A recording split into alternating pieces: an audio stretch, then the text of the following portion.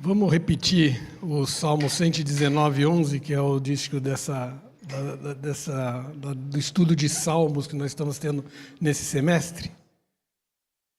Guardo no coração as suas palavras, para não pecar contra ti. O próprio texto fala que a gente tem que guardar a palavra para não pecar contra ele. Será que a gente guarda realmente a palavra no coração? E se a gente tem realmente essa palavra como prumo da nossa vida, será que nós somos gratos a Ele por essa grande herança que Ele nos deixou? Hoje nós vamos falar exatamente sobre isso, né? Gratidão. Eu acho que esse estudo desse semestre é como se fosse uma cura da alma.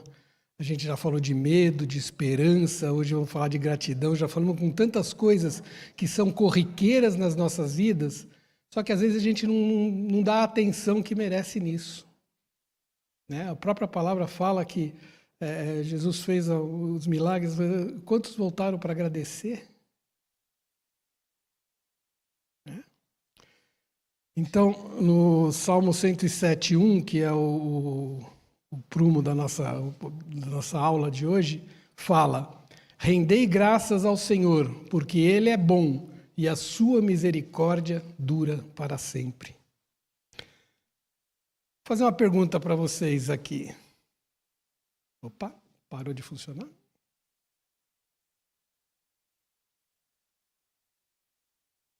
Hello?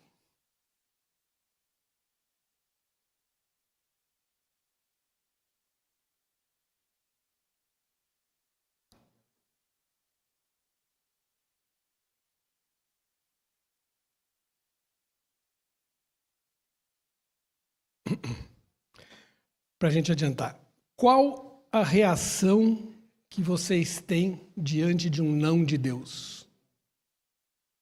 Que é muito fácil se você... A maioria das pessoas, quando recebe uma bênção, esquece de agradecer. Agora, me diga uma coisa, como é que vocês reagem quando vocês sentem que Deus está falando assim, não é hora, não é o momento, isso não é o melhor para você? Oi? Todos os momentos é assim? Deveria, né? Pelo menos é o que a gente fala. A teoria a gente sabe, mas será que na hora que a gente precisa, a gente age dessa forma? A própria palavra fala que tudo o que Deus faz na nossa vida é para o nosso bem, nada para o nosso mal. Então, quando a gente recebe um não de Deus, é como ela falou, é um livramento. É uma situação que para nós não é o momento, aquilo não vai ser uma bênção, embora aos nossos olhos pareça ser, mas que vai causar mais mal do que bem. Mas será que a gente tem essa inteligência? Será que a gente tem essa força interior que possa falar para Deus, nesse momento de receber um não, graças a Deus?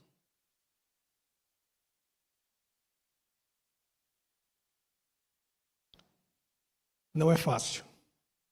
A gente tem que ter uma fé muito avantajada, muito forte, para que nesses momentos a gente saiba de tudo isso e você glorifique a Deus também por isso. Hoje nós vamos entrar aqui no 5º livro, né, do Saltério. Ele é o mais extenso, né, desses livros, até o que tem mais conteúdo. E a maioria dos salmos desse livro 5 é dedicado aí à adoração. Poucos apresentam títulos, como todos que a gente viu até agora têm títulos, mas esses poucos desses salmos têm título, e a maioria ela se refere a sem autoria e é uma dedicação, né, vamos dizer assim. Então a gente tem 13 salmos de Davi, 1 salmo de Salomão, 14 salmos de degraus, que seriam os cânticos de romagem, e 10 salmos anônimos. E complementando aqui, a gente tem 4 coleções diferentes, né? 4 coleções menores dentro desse livro 5. A primeira é o Halel egípcio, Salmo 103 a 118. A segunda coleção é o Cânticos de Romagem, do Salmo 120 a 134. Depois a pequena coleção de Davi, 138 a 145. E o grande Halel, 146 a 150. Halel é adoração, tá? e significa assim, louvor, né? O louvor que a gente tem que dar a Deus, um louvor por excelência. E vem a aleluia, exatamente. E o Halel egípcio, ele chama assim porque ele era cantado no templo durante o sacrifício dos cordeiros pascais. Ou senão até em ocasiões festivas, como a festa do tabernáculo, o Pentecostes ou a festa da dedicação. Os levitas eles ficavam de pé e eles entoavam esses cânticos um a um e o povo repetia esses versos e provavelmente foi esse hino que Jesus louvou no momento da ceia pascal, né? E o grande Hillel, ele era recitado na primeira noite da ceia pascal e nas ocasiões de grande alegria. É só um contexto aí para a gente entender, pode falar.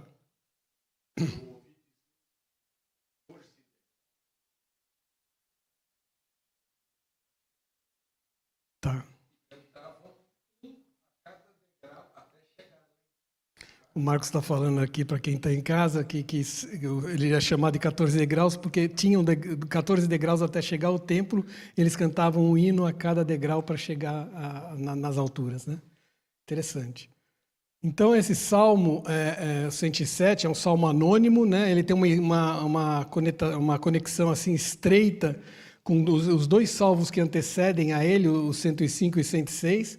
E aí a gente sabe que o 105 ele fala sobre a fidelidade de Deus e o 106 contra a infidelidade de Israel.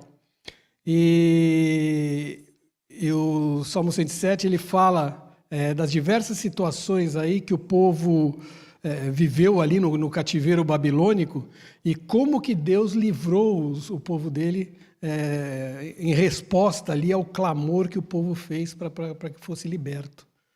Então esse salmo ele não ensina somente isso, mas ele ensina que a providência de Deus está sobre nós, né? Deus trabalha sobre nós com providência.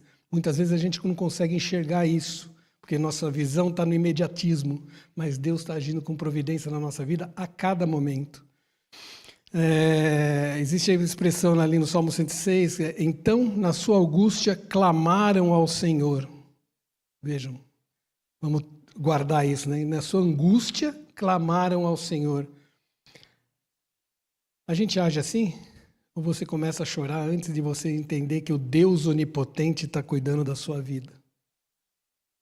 E depois ele fala, rendam graças por sua bondade. A gente vai ver isso com mais acuidade.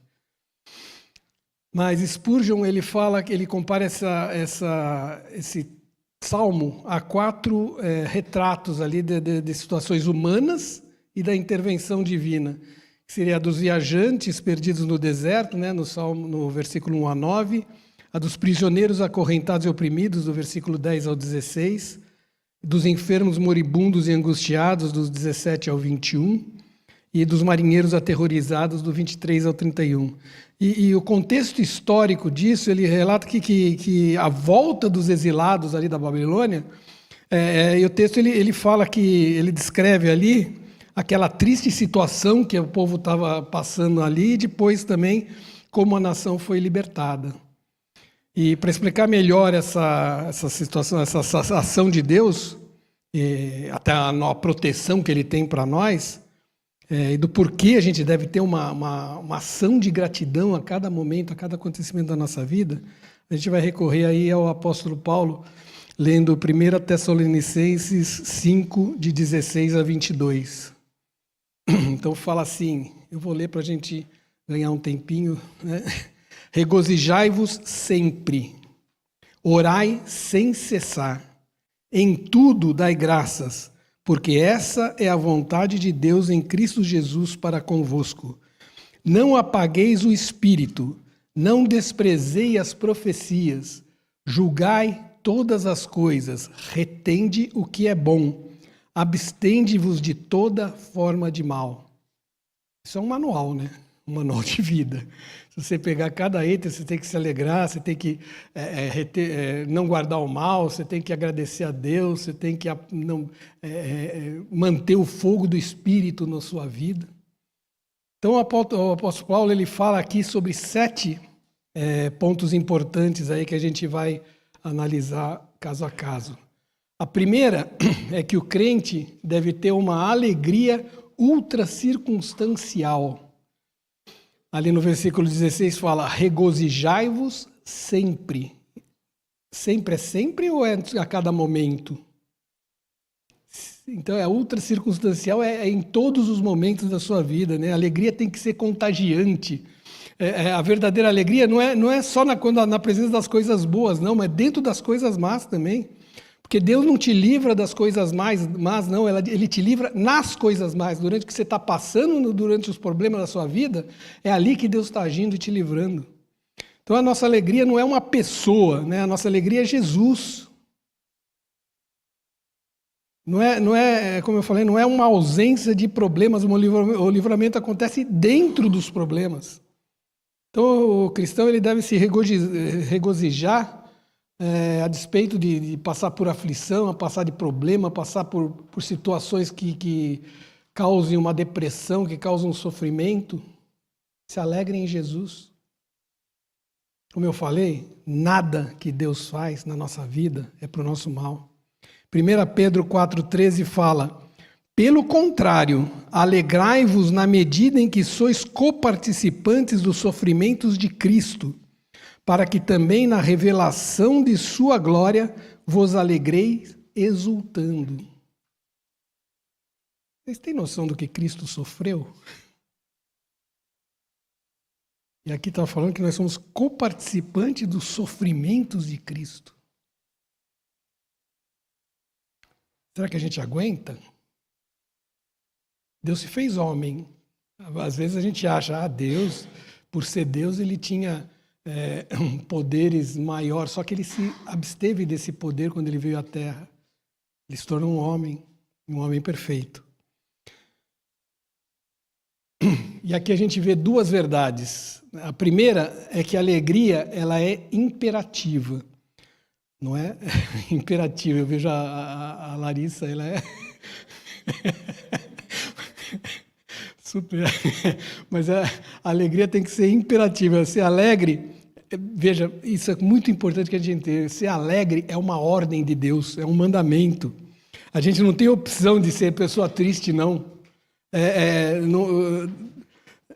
Quando a gente não é uma pessoa alegre, a gente está desobedecendo a Deus, né? Uma desobediência explícita. É um mandamento aí até apostólico. A alegria é a marca do salvo, a alegria é a marca do crente. A palavra, né, o evangelho que a gente abraça é a boa nova da salvação. Então, ela tem que ter grande alegria, por favor. Eu queria dar só um exemplo da minha época da juventude, quando ainda em Minas, a gente recebeu um grupo de jocumeiros, né? E aí uma das meninas lá, e a gente começou a convivendo, tal, foram se passando os dias, e aí ela começou a me pressionar, assim, pode me falar o que você tem? Porque ninguém tem essa alegria desse jeito, não. Você está mascarando desse jeito. Foi bem assim. Fiquei assustada com aquilo, né? Era jovenzinha. Mas eu falei, não, a minha alegria é Jesus. E assim, e aquilo incomodou ela, ela repetiu isso por várias vezes, achando que eu estava mascarando aquela alegria. Aquilo incomodou ela. Você veja que é exatamente isso que acontece, né? Porque ninguém entende. As pessoas que sabem que a gente passa por problemas e vê a gente naquela situação, falam, pelo amor de Deus, que cara... fora da realidade, mas não. A gente sabe que tem Jesus, que o reino de Deus que está dentro de nós é a alegria da salvação, né? A alegria do Espírito Santo. Então a gente tem que exercer isso. O fruto do Espírito é a alegria. Então, aqui no verso fala: alegrai-vos sempre. Então, a alegria não deixa de ser uma opção, né? Não é uma opção, ela é um mandamento. A gente tem que ser alegre. A alegria do Senhor é nossa força. Perfeito. Então, não ser uma pessoa alegre é desobediente. Se a alegria do Senhor é a nossa força, como a gente pode ser fraco? Nós somos homens, eu sei que é muito mais fácil falar do que exercer. Mas a palavra que está falando, se você tem a palavra como prumo da sua vida, exerça, pratique. A gente tem que ser alegre de uma forma imperativa. E a segunda, a alegria é independente das circunstâncias. Eu até coloquei aqui para mudar, porque eu não fiz aquela programação de deixar abrir como você faz, mas vamos lá. Então, já que o crente não é poupado dos problemas, das vicissitudes da vida, a gente tem que ser alegre, porque uma vez que é uma ordem, a gente tem que cumprir essa ordem. Então, é ultra circunstancial. Em todos os momentos da nossa vida, a gente tem que ser alegre. Então, estar alegre quando tudo está bem, até uma coisa, até um ateu consegue. Agora, você, como é crente, não consegue ser alegre em todos os momentos da sua vida? A gente tem que experimentar essa alegria constante que o Senhor nos dá. Apesar das circunstâncias que a gente passa, só um cristão consegue ser alegre, por favor. Não, eu estou pensando aqui, Antônio, que quando a gente fala a alegria independe das circunstâncias, sempre vem a figura, né, a imagem de que a gente tem que dar gargalhando, né, com um sorriso de orelha a orelha. E não é isso, né? A alegria é a paz que excede todo entendimento, que mesmo numa circunstância difícil você sabe aonde está o teu porto seguro, sabe quem é, né? Então, eu tenho algumas experiências nesse sentido, no trabalho de passar por situações muito complicadas, né? E as pessoas virem me pedir oração, assim, sabe? Falar, nossa, como que você consegue estar calma no meio desse redemoinho? Então, eu acho que a alegria que vem de dentro, que vem de Jesus, né, é exatamente isso. É o teu comportamento, né? É a tua atitude perante o caos, né? Que é vista, né? Que é testemunho, que é vista pelos outros, né? Isso, até para explicar melhor. Não é sair saltitando, pulando, gritando, não é isso.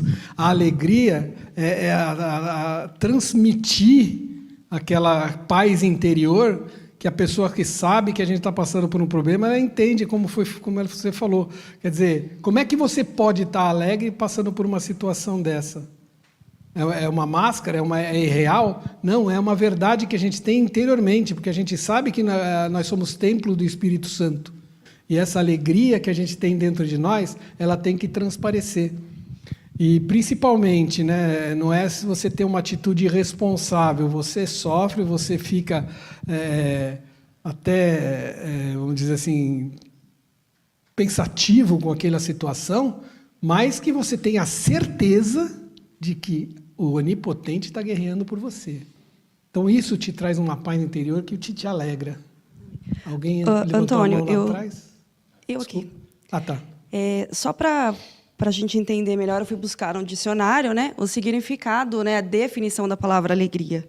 E, na verdade, a alegria não é estar sorrindo. Né? Vamos lá, vou procurar aqui. Ó.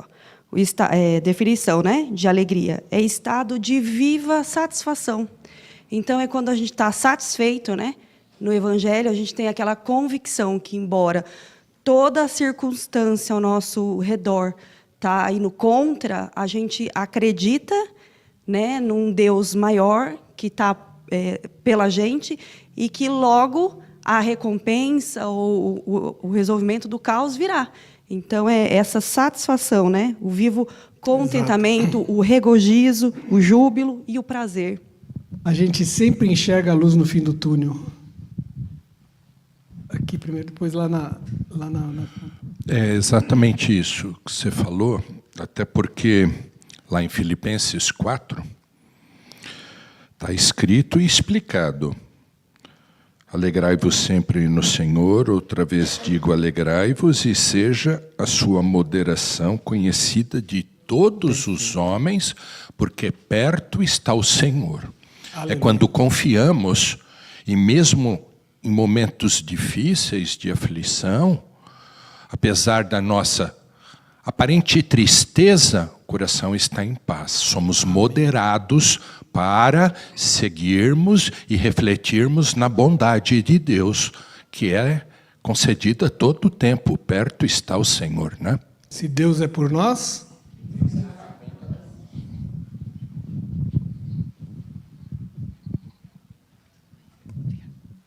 Eu fui procurar a diferença de alegria e felicidade, né?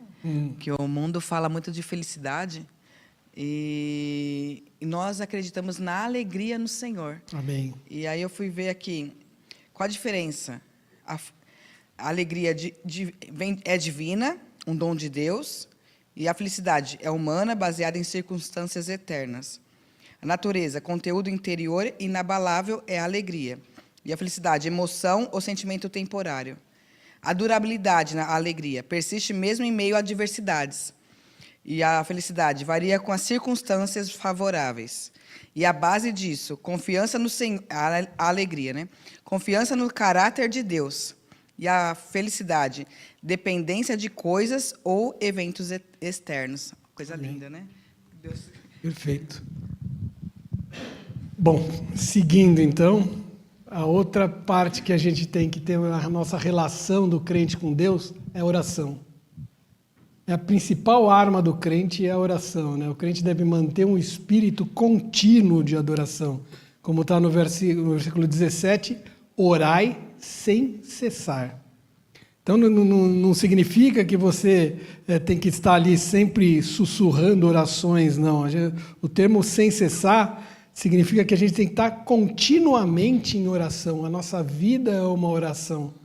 Oração, como bem explica a palavra, não é repetições enfadonhas, mas é você conversar com o seu amigo, conversar com Deus.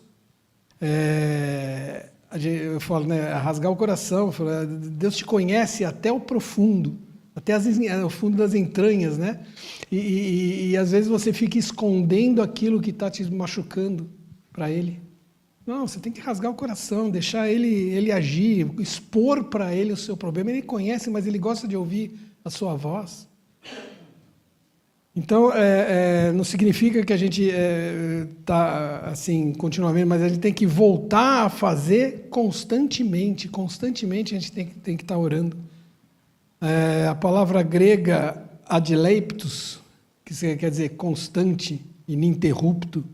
Então, ela foi usada para descrever ali um pagamento que tinha que ser ininterrupto de certas taxas, né? Isso lá em Hebreus fala disso. Mas os crentes têm que viver em total comunhão com Deus, né? Pela oração a gente tem essa comunhão com Deus. Então, quer seja falada, quer seja silenciosa, o importante para nós é sempre que a gente tenha esse acesso fácil, né? Esse acesso natural para nós a Deus, que é através da oração. Veja que a gente não está aqui preso a uma agenda fixa de oração, não. É qualquer momento. A gente pode orar em qualquer momento, em qualquer lugar, nós podemos orar para Deus. Está dirigindo fora, está conversando com outra pessoa, está ouvindo um monte de ladainha, chega e fala para o Senhor, me livra disso aqui. Então a gente tem que ter fome de Deus. A gente tem que ter fome de Deus. A gente vai ver isso aqui um pouquinho mais para frente, mas essa comunhão a gente tem que ter mais comunhão com Deus do que buscar as bênçãos deles. As bênçãos vêm na inerência, mas é muito mais importante essa comunhão com Deus. E depois, o crente tem que dar graças a Deus em todas as circunstâncias. No verso 18 fala, em tudo dai graças. Então não significa dar graça pelo mal. Contrário, né? A gente tem que louvar a Deus sabendo que Ele é onipotente, sabendo que Ele é poderoso. Ele vai transformar os vales das nossas vidas em bênção, né? Em mananciais de águas vivas. A palavra fala isso, não sou eu. Ele vai transformar o mal em bem. O fim de tudo que o Deus faz é bom. Ele mesmo fala, ele viu que isso era bom na criação. Em Efésios 5, 19 e 20 fala, falando entre vós com salmos, entoando e louvando de coração ao Senhor com hinos e cânticos espirituais, dando sempre graças por tudo a nosso Deus e Pai, em nome do Senhor Jesus Cristo. Então a adoração, a comunhão, a gratidão, elas são evidências de uma vida cheia do Espírito Santo. Pode falar que eu não estou. Não minta, desculpa. Os crentes devem achar razão, né, para louvar, para agradecer a Deus em qualquer situação que a gente passe. Em qualquer situação que a gente se encontre, a gente tem que dar graças a Deus. Isso não significa que todas as coisas que acontecem na nossa vida, né, na nossa vida de crente, são coisas boas em si, não. A nossos olhos a gente aparenta que não seja, mas Deus trabalha cada situação dessa e transforma esse mal em bem. Em Romanos 8:28 fala: sabemos que todas as coisas cooperam para o bem daqueles que amam a Deus, daqueles que são chamados segundo o seu propósito. Meu irmão, se todas as coisas cooperam para o bem daqueles que amam a Deus, nós amamos a Deus sobre todas as coisas? Então todas as coisas cooperam para o seu bem. A palavra não mente. Então, o que eu quero falar aqui é que o crente não é masoquista, né? É óbvio que a gente não tem prazer em sofrer em nenhum momento, mas a gente dá... não para o sofrimento, mas a gente agradece pela providência generosa de Deus. Ele transforma aquele mal em bem, ele é a fonte do conselho, ele não é o conselheiro. Deus forte, Pai da eternidade, Príncipe da paz, ele é o conselheiro. Então Deus nunca faz nada para o nosso mal. E é com essa verdade que a gente tem que encarar todos os sofrimentos da nossa vida. Depois, o crente não deve apagar a influência do Espírito Santo em sua vida, né? No 19. Então, o uso dessa palavra aí, apagar, ele traz a figura do fogo como uns símbolos ali do Espírito Santo. Em Mateus 3:11, Lucas 3:16, Atos 2:3 e outras passagens, fala sobre o fogo do Espírito Santo. E o fogo fala do quê? De pureza, né? de poder, de luz, de calor. O fogo, ele ilumina, ele aquece, ele purifica, ele se alastra, não fica ali parado naquele local, mas ele se alastra. E a gente apaga o fogo quando a gente remove o combustível. Qual é o combustível do fogo? É quando você joga a terra em cima dele para abafar ou tira o oxigênio. E a gente abafa o fogo do Espírito Santo quando a gente não alimenta com a nossa fé. Então o fogo ele precisa ser mantido aceso no nosso coração. A gente apaga o fogo quando a gente se cede ao pecado.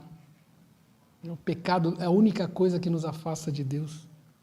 Então na igreja de Tessalônica havia uma tendência de apagar o fogo do Espírito Santo, porque eles usavam os dons que outorgados por Deus, não ali para benefício da igreja, ou seja,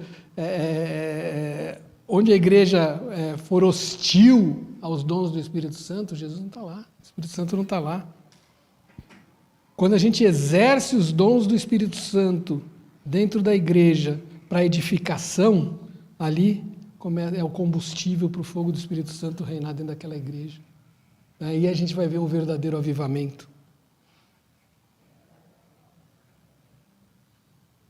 4. O crente não deve desprezar as profecias. Aqui, no versículo 20, né? Então, as mensagens apostólicas, elas eram uma revelação de Deus, eram revelatórias. Antes não tinha a Bíblia lá para as pessoas lerem. Então, eles precisavam de um profeta que chegasse e falasse para ele. Então, as profecias, aqui, elas não são apenas um ensino escatológico, mas é aquilo que contém, que é contido na Escritura, é todo o conteúdo das Escrituras. O dom de profecia, na época, ele era um dos mais importantes ali na igreja primitiva. Em 1 Coríntios 14:1 fala: segui o amor e procurai com zelo os dons espirituais, mas principalmente que profetizeis. Faltam só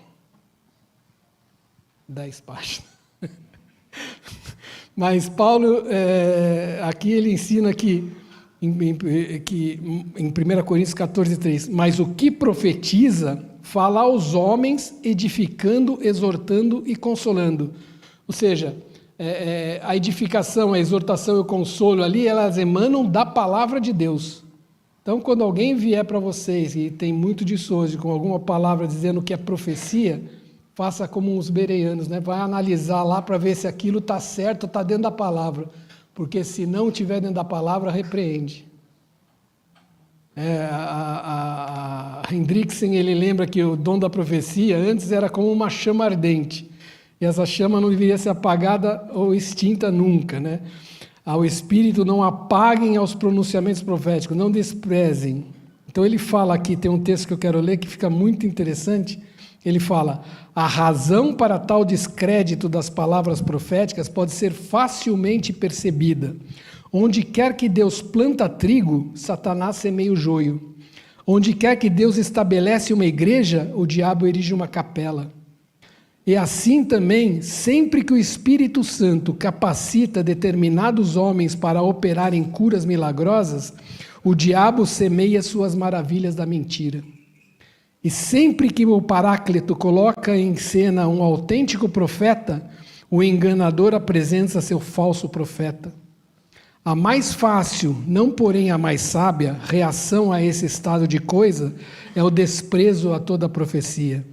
Acrescente-se a isto todo o fato que os fanáticos, os intrometidos e os ociosos de Tessalônica talvez não gostassem de alguns dos pronunciamentos dos legítimos profetas, o que nos fez entender prontamente porque entre alguns membros da congregação a proclamação profética caíra em descrédito.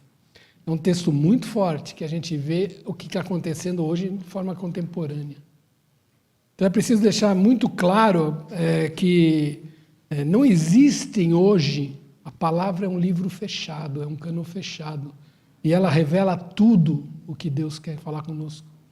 Então, não existe hoje novas revelações de Deus, não. Tudo está na Bíblia. Não tem nada que seja estranho às Escrituras. Então, Billy Graham, ele fala que a Bíblia tem uma capa ulterior, né? Você quer falar com Deus? Deus fala com você através da palavra. Se alguém tem que trazer alguma profecia para você e falar alguma coisa de Deus, é porque você não lê a palavra. Porque Deus fala contigo através da palavra. Então a revelação de Deus ela está contida nas Escrituras, e Ele fala pela Escritura, Ele age pela Escritura, por isso a gente deve restaurar ali a supremacia da palavra de Deus na nossa vida. Analise tudo que você ouvir, cuidado com o que você ouvir, seja em rádio, seja em televisão, seja de outras igrejas, cuidado. Veja se aquilo está dentro da palavra, se aquilo confere com a palavra. Porque hoje em dia tem muita heresia sendo pregada como verdade. Infelizmente, dentro de locais chamados igreja. O crente tem que estar sempre com a guarda levantada. Em quinto, o crente precisa exercer discernimento espiritual. Acabamos de falar isso, né? Paulo, aqui fala, julgai todas as coisas e retende o que é bom. Então, lá na igreja primitiva, tinha mensageiros que eram itinerantes, né, que ele andava de igreja em igreja, e eles pregavam doutrinas estranhas, levavam falsas profecias. Então, Paulo ensina que a igreja, em qualquer tempo, em todo tempo, hoje, ela precisa ouvir o pregador e depois se acautelar daquilo que você está pregando, estudando, verificando se aquilo está correto. 1 Coríntios 14, 29 fala: contudo, prefiro falar na igreja 5 palavras com meu entendimento para instruir outros, a falar 10.000 palavras em outra língua. E hoje tem muita gente aí falando em línguas estranhas, achando que aquilo pode mostrar uma espiritualidade maior. A palavra ensina que se houver línguas na igreja, tem que ter quem interprete. Simples assim. Isso não demanda espiritualidade. E não vamos entrar muito profundo nisso, porque senão a gente viaja. Tem muita coisa para ser falado, mas tome cuidado. Infelizmente, hoje nós temos muito dessas situações acontecendo. A pessoa quer se colocar num pedestal e não é isso que a palavra ensina. Então, na igreja de Corinto, algumas pessoas ali, até eles estavam em estado de êxtase, né? Eles chegavam a proferir até blasfemas. Ele chegava a falar, inclusive, anátema Jesus. Em 1 Coríntios 12:3 fala: por isso vos falo compreender que ninguém que fala pelo Espírito de Deus afirma anátema Jesus. Anátema é maldito, né? Por outro lado, ninguém pode dizer Senhor Jesus senão pelo Espírito Santo.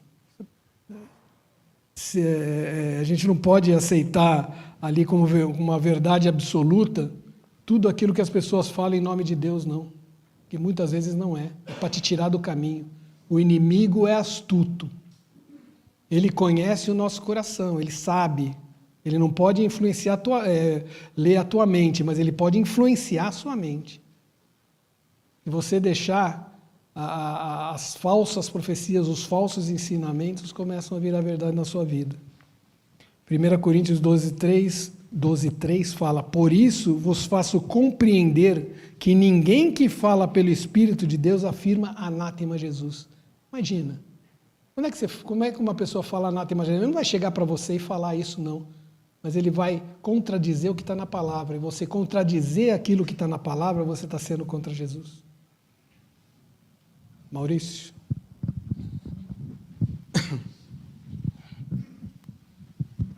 O crente ele não pode ser infantil no juízo, meu irmão.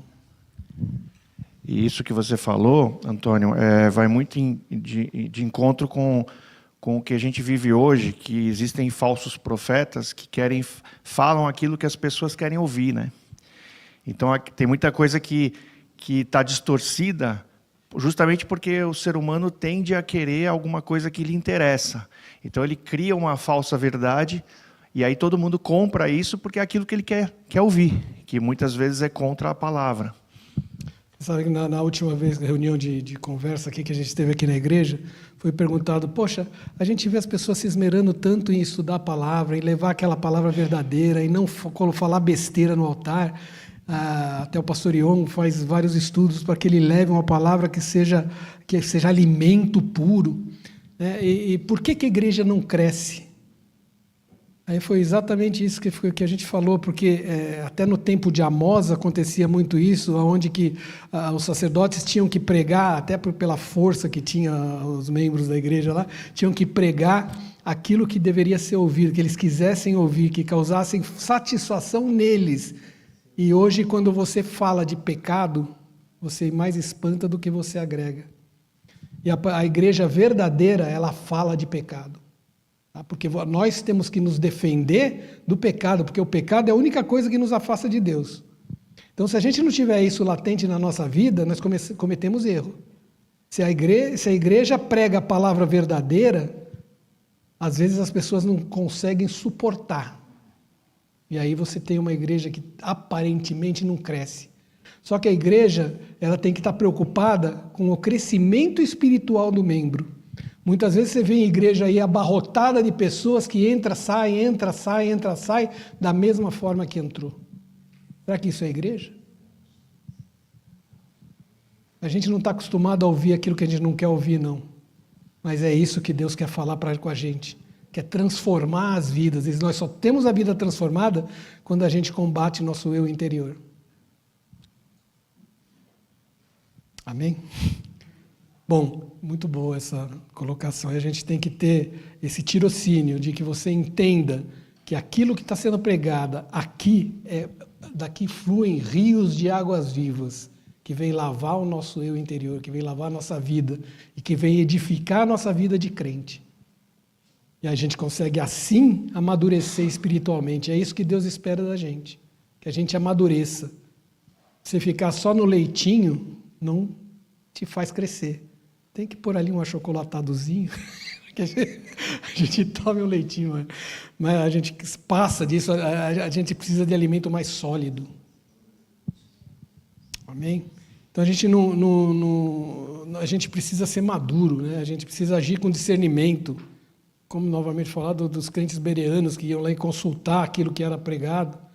Então, meu irmão, a gente tem a luz da verdade na mente, no coração. A gente não pode ter uma mente estreita, não. Nós, como crentes, não podemos ter uma mente estreita. Muita gente fala que a gente é uma nau sem rumo, que a gente usa viseira, que a gente só consegue enxergar um caminho. Só que esse caminho que a gente enxerga é o vivo e verdadeiro caminho, que é Jesus Cristo. A gente tem que saber distinguir entre o precioso e o vil, né? Entre o joio e o trigo, como fala Jeremias lá no 15:19. Então, em Oséias 4:12, aqui a gente vai falar sobre o crivo, né, para o julgamento, que deve ser a palavra, fala: o meu povo consulta o seu pedaço de madeira e a sua vara lhe dá a resposta, porque um espírito de prostituição os enganou. Eles, prostituindo-se, abandonaram o seu Deus. Outra passagem fala que o povo erra porque falta o quê? Entendimento. Então, meu irmão, quanto mais a gente estuda, quanto mais a gente aprofunda na palavra de Deus, mais os nossos pés ficam firmes na rocha.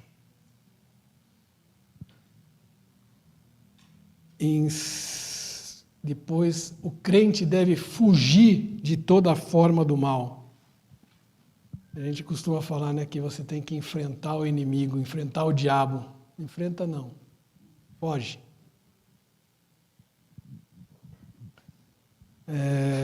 O crente, ele é alguém que tem que ter zelo, tem que ter cuidado, né, com o testemunho dele. Acho que, agora quem falou que, né, a alegria que a gente estava vivendo ali emanava o quê? Questionamento para uma outra pessoa que estava vendo, falando: não é possível que você esteja alegre. É esse testemunho, não é ficar falando, mas o seu testemunho fala mais do que 1000 palavras. Então essa ação que a gente tem, ela não se associa com coisas duvidosas, não. Você tem que viver uma certeza. A sua ação não pode conviver ali com o esquema de corrupção. E corrupção não é só dinheiro, não é a corrupção da alma, que é pior do que a corrupção financeira. A gente não pode viver com leviandade aí perniciosa, não.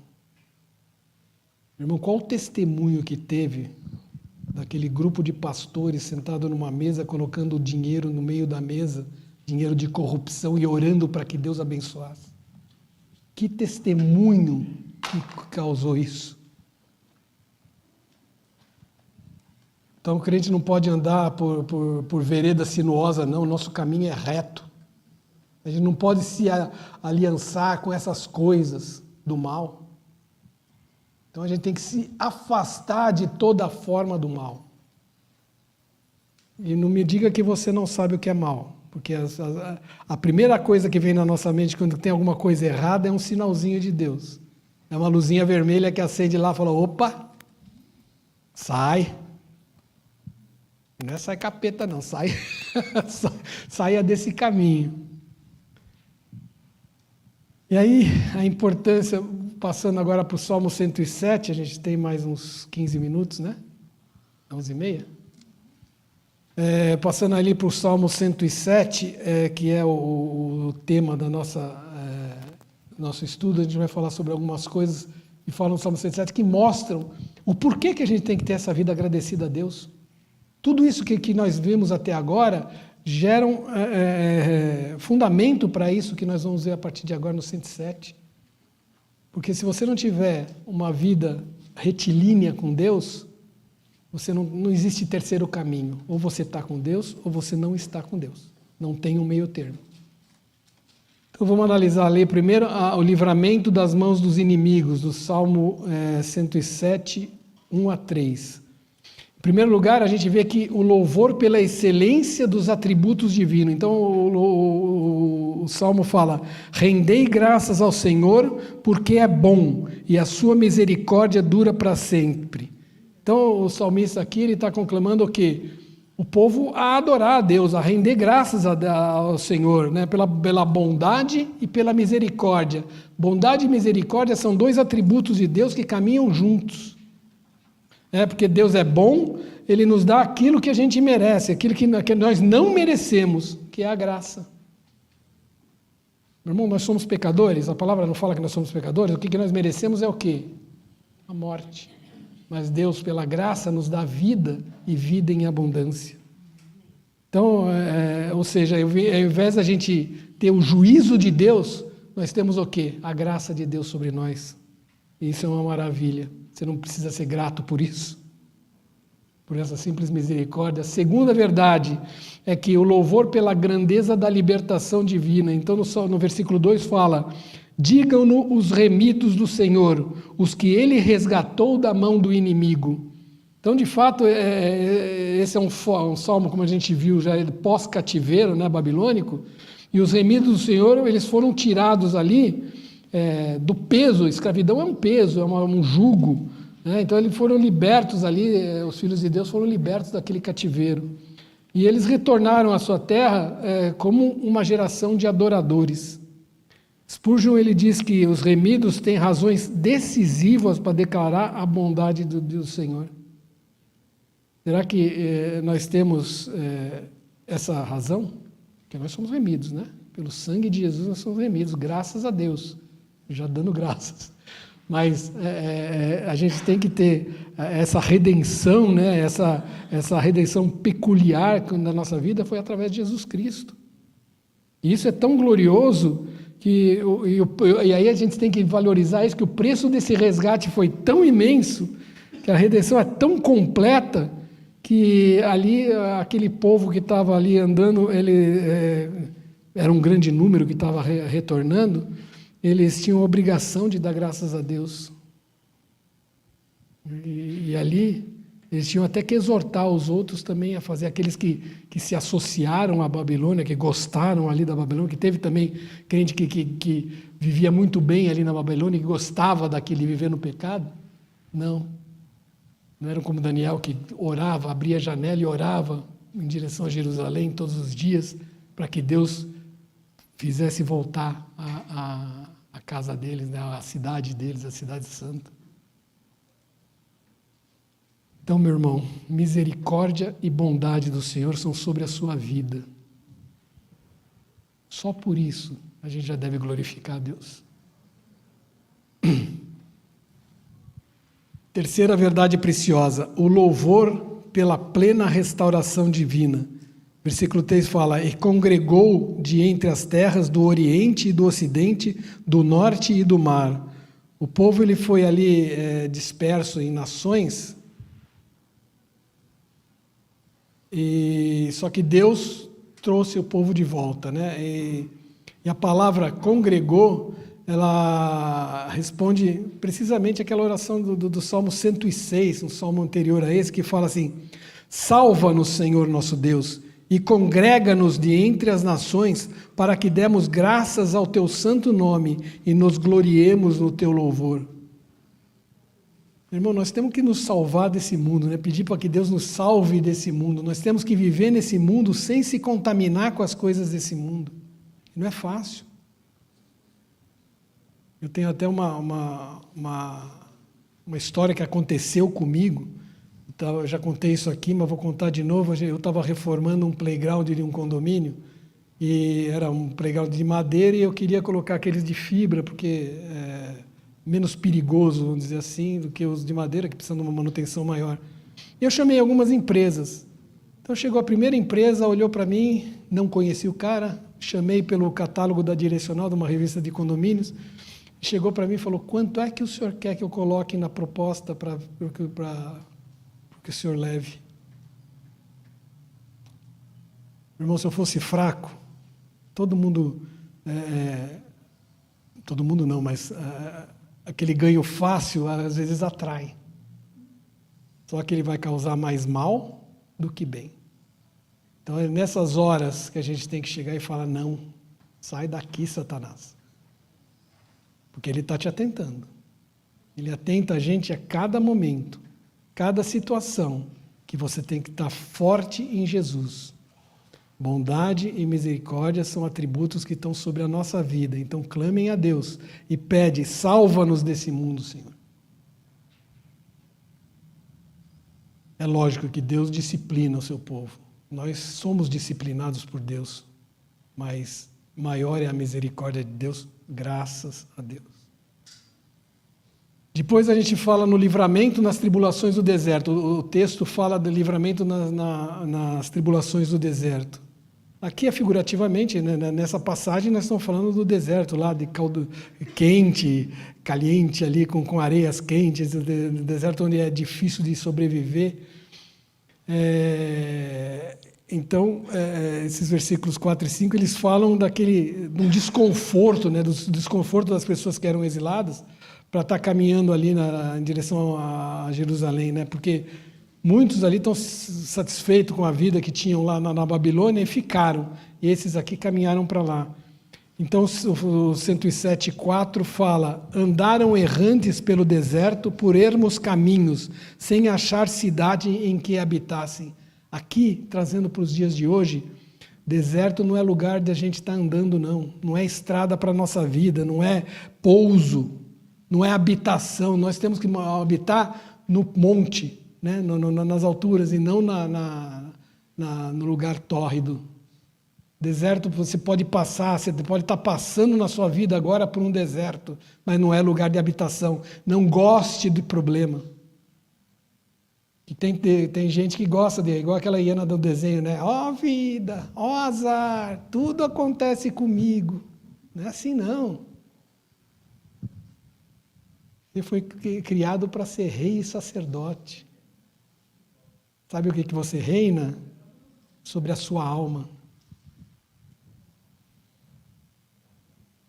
Não é reinar sobre outra pessoa, não. Você reina sobre você mesmo. Você tem que dirigir, pedir para que Deus te dê forças para que você caminhe pelo caminho de Deus. Então, depois a gente fala sobre os famintos, né? Deserto não tem provisão. Então, se você for buscar provisão dentro do deserto, o que pode te alimentar no deserto? Com cactos? Mal te dá com uma gotinha de água. A nossa provisão vem de Deus. Por isso que a gente tem que ter fome de Deus. Se alimente das coisas de Deus. E eu vou correr aqui. Depois, somente Deus abre caminhos no deserto. Meu irmão, isso aqui é a maior verdade na nossa vida. Porque quando a gente se coloca na mão de Deus, quando a gente clama, quando a gente ora, quando a gente pede para que Deus nos salve desse mundo, Jesus abre portas em paredes que nem janela tem.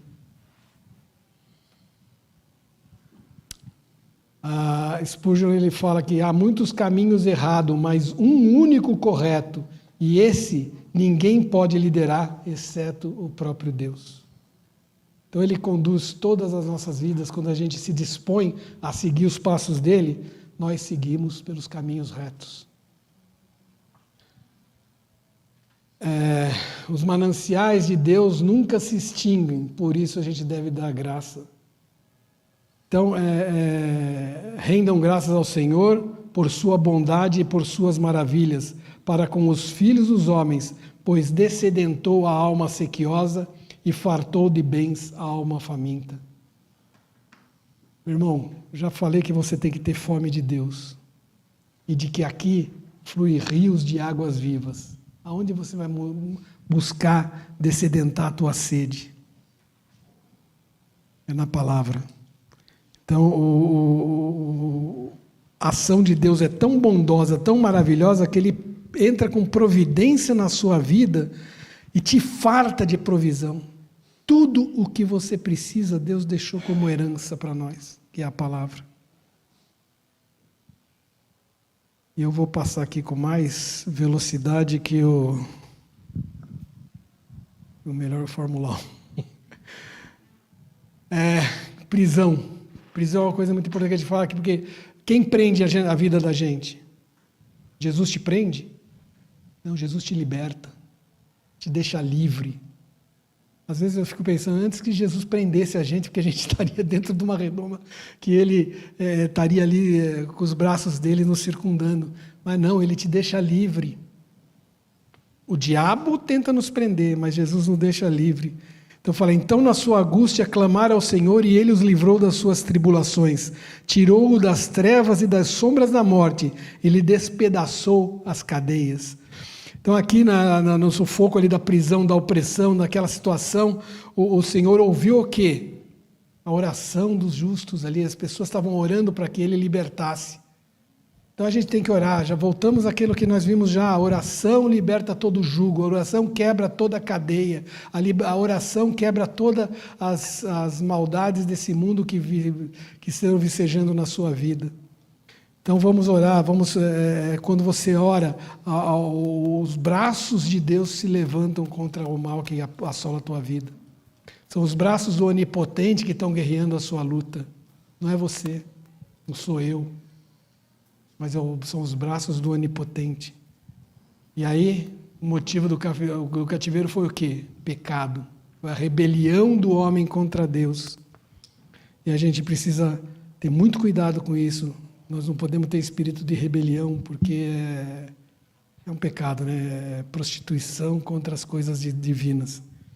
Depois fala, o clamor dos crentes é pedaço justo. Então, renda as graças ao Senhor por sua bondade e por suas maravilhas para com os filhos dos homens, pois arrombou as portas de bronze e quebrou as trancas de ferro. Então, o povo ali estava conclamando a Deus para que Deus os libertasse. Deus quebrou todas as coisas que estavam amarrando. Vocês façam uma ideia do que seriam portas de bronze e trancas de ferro que estavam aprisionando o povo, na teoria, e quando Deus libertou o povo que estava preso.